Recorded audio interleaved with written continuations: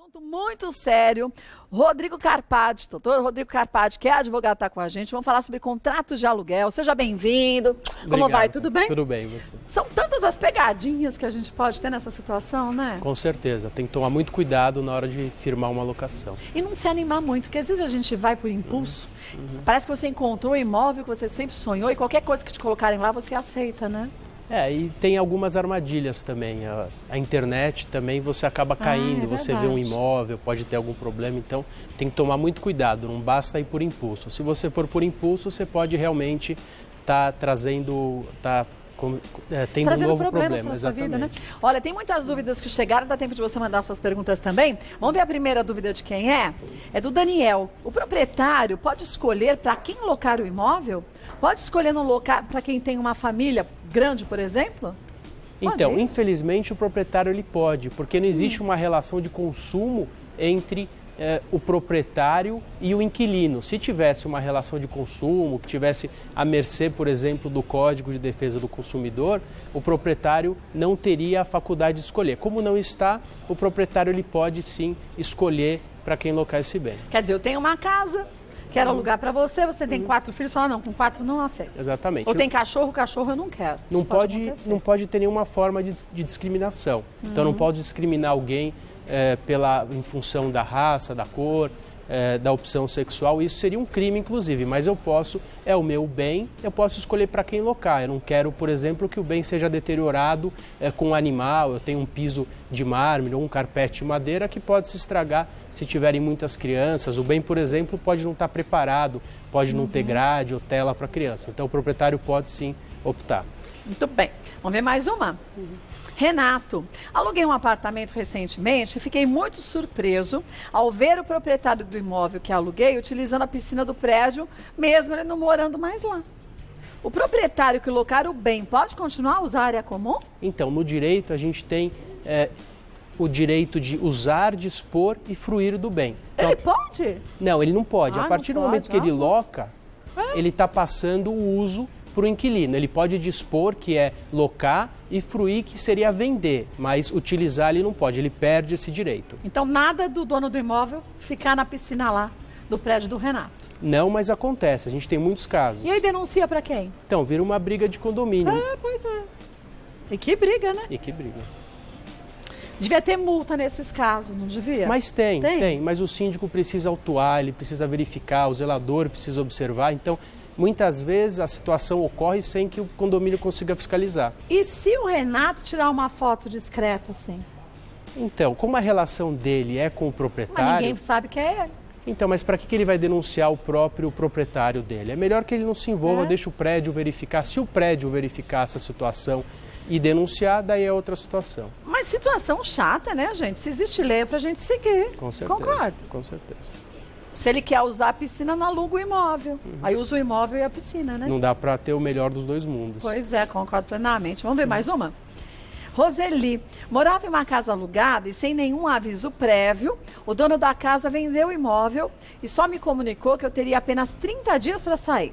O proprietário pode vender o imóvel sem me avisar?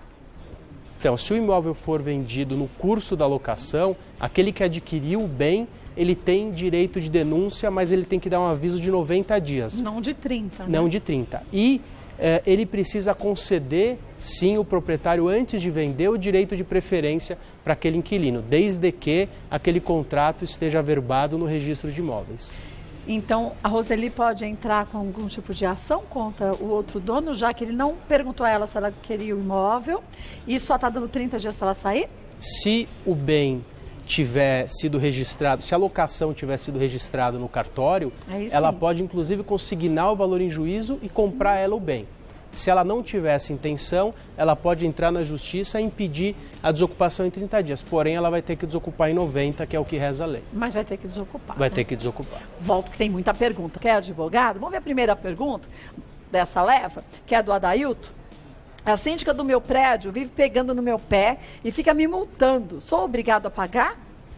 O proprietário pode me despejar?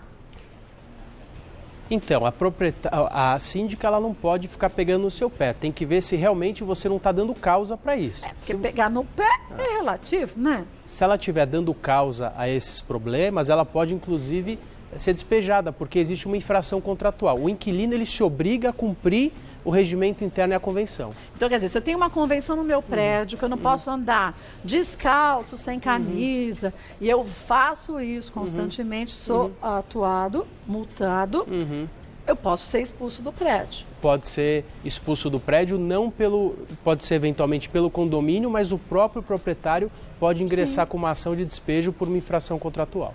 Então, Adailton, é melhor você seguir as regras, né? Com certeza. Mesmo porque uma sociedade sempre tem regras. E viver em espaços, em condomínios, são espaços onde muita gente se aglomera, você tem que, se você não respeitar as regras, fica inviável essa convivência. Fica um inferno para todo mundo, Com né? certeza. Vamos ver mais uma? Márcia, o IPTU e o condomínio são de responsabilidade do inquilino ou do proprietário? Então, o IPTU e condomínio são sempre de responsabilidade do proprietário. O que ocorre é que o mercado tem uma praxe de transferir essa responsabilidade para o inquilino, porque a lei de locações permite. A lei de locações diz que a responsabilidade pelo IPTU e condomínio são do proprietário, salvo disposição em contrário entre as partes. Então, via de regra, as partes transferem a responsabilidade para o inquilino. Quer dizer, eu tenho que ler o contrato direitinho. Se tiver ali, se você alugar meu imóvel, vai ter que pagar o IPTU e o condomínio e eu não concordar, eu não alugo. Tudo que tiver assinado no contrato é o que está valendo, né? Se o proprietário, por exemplo, esquecer de mencionar que o IPTU e o condomínio é de responsabilidade do inquilino, o proprietário vai ter que pagar. Se ele tiver uma má assessoria, tiver sido mal assessorado, ele ainda vai ter que pagar o condomínio IPTU na locação. Sinceramente, eu conheço tanta gente que eu já tive também casa alugada, mas sempre o inquilino que paga o IPTU e o condomínio. Tudo bem, na legislação pode ser diferente, mas na prática, a maior parte das vezes é assim que acontece, né? Mas precisa se atentar, porque muitas vezes as pessoas acham que é lei e não a prática. É verdade. Esquecer e a prática é uma colocar... coisa e a lei é outra, né? Perfeito. Bom, outra coisa, e melhorias no prédio? Por exemplo, estão fazendo uma reforma no prédio. Quem que paga? É o inquilino ou é o proprietário? Então, as reformas, o embelezamento é sempre do proprietário, mas precisa entrar diretamente nas despesas, porque não basta, o mercado costuma falar, o que é ordinário é proprietário, o que é extraordinário é inquilino. Existem despesas ordinárias que são cobradas de forma extraordinária e despesas extraordinárias cobradas de forma ordinária. Então, tem que analisar exatamente qual é a obra. Se for obra, é proprietário. Tá. Vamos ver mais uma. Melhorias no imóvel é proprietário, né? Melhorias do imóvel é proprietário. Juca, o proprietário não paga o condomínio, sendo que eu passo o valor para ele. Ok. O que eu devo fazer? Posso ser impedido de utilizar as áreas comuns? Então, são duas questões. É uma situação complicada, porque tem muito proprietário que não consegue locar o bem pelo valor que ele pretende, então ele segura o IPTU e o condomínio no repasse, não paga. Então, em um momento, esse inquilino vai ser despejado, não vai ser despejado, esse imóvel vai ser perdido, então o proprietário vai sofrer uma ação.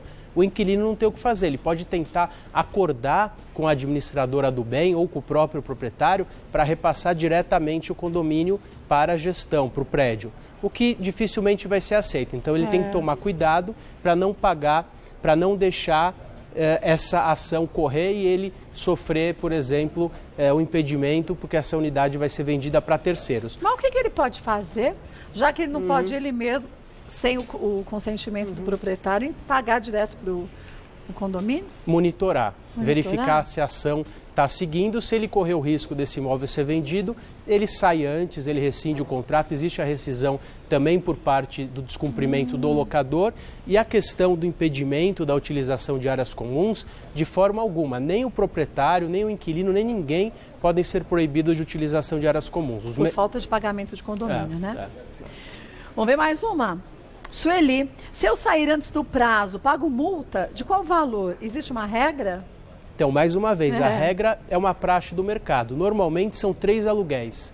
Então, a pessoa tem um aluguel de R$1.000, a multa normalmente é R$3.000. Só que essa multa, a lei estipula o quê? Que essa multa deve ser cobrada de forma proporcional. A lei fala em pro rata temporis. Então, se faltar, por exemplo, é um contrato de 30 meses, ela ficou 20 meses, o aluguel são 3 aluguéis, faltam 10 meses, ela vai pagar um aluguel. É uma regrinha de 3. Agora, e se de repente, Estou eu matuscando aqui numa outra pergunta.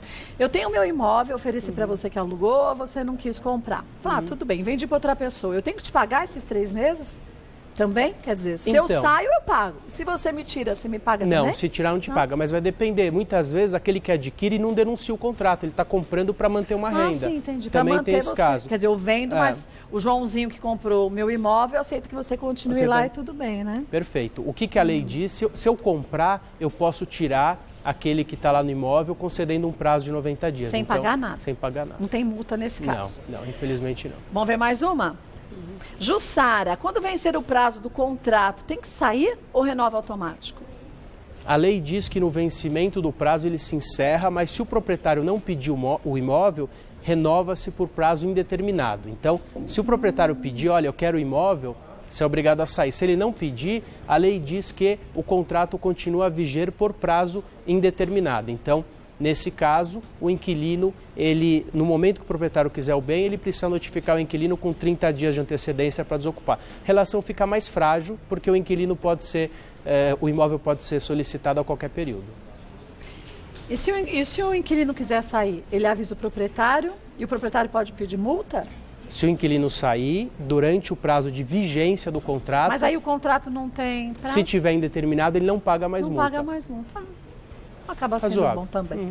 Vamos ver mais uma. Célio, posso locar um apartamento por prazo menor de 30 meses? Corro algum risco como proprietário? Corre sim. Corre? Porque quando o contrato é de 30 meses, a lei te dá a garantia de uma denúncia vazia. Então, a qualquer momento, você pode passar o prazo de 30 meses e pedir o imóvel. Se o contrato é por prazo inferior, o proprietário só vai poder pedir o bem em casos específicos, ou por uso próprio, ou por infração contratual, ou falta de pagamento. Caso não ocorra, o contrato só vai poder ser denunciado depois de 5 anos da vigência do mesmo. Agora, deixa eu lhe perguntar para a gente encerrar uma coisa. Existem hoje em dia várias formas que o proprietário busca para se garantir também da inadimplência, que a gente sabe que tem crescido cada vez mais, porque a gente está no momento num mundo muito complicado financeiro. Alguns proprietários preferem um seguro que seja pago pelo inquilino, outros preferem um fiador e outros 3 meses de aluguel. Tem uma praxe em relação a isso? Quer dizer, ele pode exigir, eu só aceito se você fizer um seguro ou não? Ele pode sim, ele pode escolher a forma de garantia que ele pretende, que são essas que você mencionou. Em alguns casos, o proprietário, ele muitas vezes nem requer uma garantia, daí ele tem uma prerrogativa na lei de ter um despejo com liminar. Então, essa tem sido também uma opção. Logicamente que o melhor caminho é realizar uma boa análise prévia do inquilino para não ter que correr risco depois e se garantir através de um seguro-fiança ou através de uma caução.